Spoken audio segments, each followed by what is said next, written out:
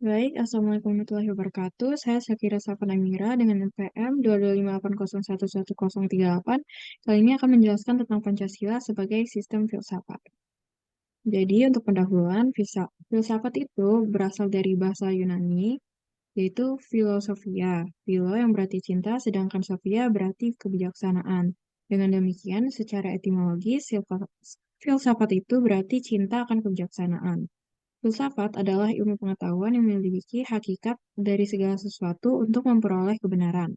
Filsafat mempertanyakan apakah hakikat atau esensi dari sesuatu. Dengan cara itu, jawaban yang akan diberikan berupa kebenaran yang hakiki. Nah, Pancasila sebagai sistem filsafat itu berarti Pancasila merupakan kesatuan pemikiran yang mendasar yang membawakan kebenaran yang substansial atau hakiki. Pancasila yang disahkan secara formal di dalam pembukaan UUD 1945 itu telah memenuhi syarat sebagai sistem filsafat. Sebagai sistem filsafat, Pancasila yang terdiri dari 5 sila itu merupakan satu keseluruhan yang terdiri dari bagian sila-silanya merupakan tata rakit yang teratur dan tata rakit itu sesuai selaras dengan tata rakit keseluruhan Pancasila. Nah, Pancasila sebagai filsafat itu dalam konteks aksiologi itu membahas tentang manfaat dari nilai. Pancasila sebagai sistem filsafat secara keseluruhan bulat utuh mengandung nilai manfaat, yaitu untuk mempersatukan bangsa Indonesia yang beraneka ragam suku bangsa ini, mengandung manfaat sebagai acuan moral bangsa Indonesia dalam kehidupan bermasyarakat, berbangsa, dan bernegara, dan juga mengandung manfaat untuk dijadikan cita-cita bersama sebagai ideologi bangsa dan negara.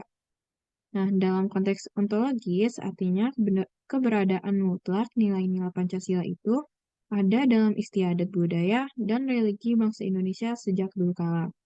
Keberadaan mutlak dari sistem filsafat Pancasila itu mempunyai kedudukan yang benar-benar kuat dan tak mudah digoyahkan.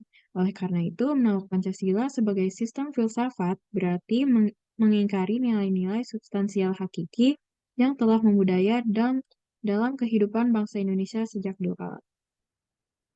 Dalam konteks antropologis, itu yang membahas tentang kajian manusia itu sendiri.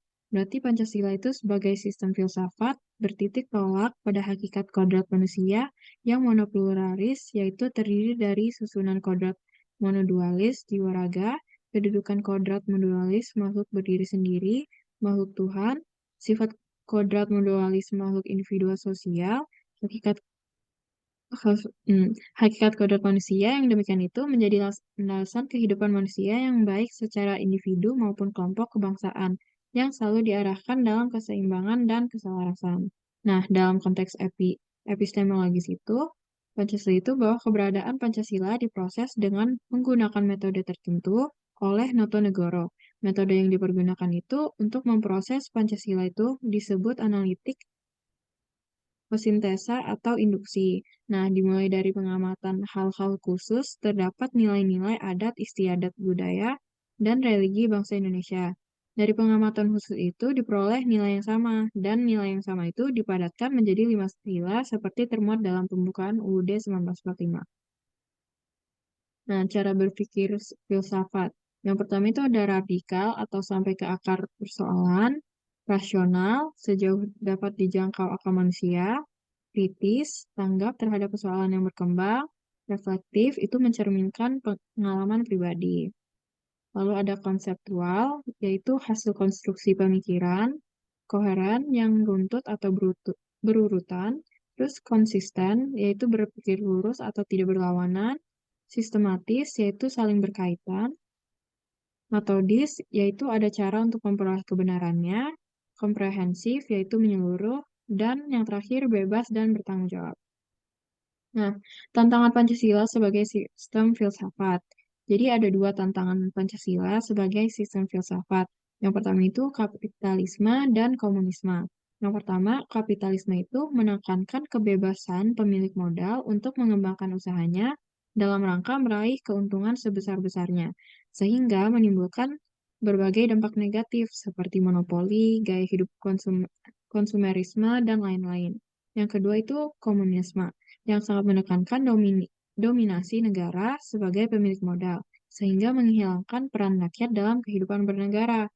Nah, solusi yang dapat dilakukan yaitu menerapkan pola hidup sederhana, saling menjaga toleransi antar kelompok dan individu, saling menjaga kerukunan umat beragama, taat dan patuh akan peraturan yang telah diterapkan, serta mengakui persamaan derajat serta bersikap adil tanpa pandang bulu. Terima kasih, sekian dari saya. Apakah ada yang ingin ditanyakan? Baik, sepertinya cukup. Terima kasih. Wassalamualaikum warahmatullahi wabarakatuh.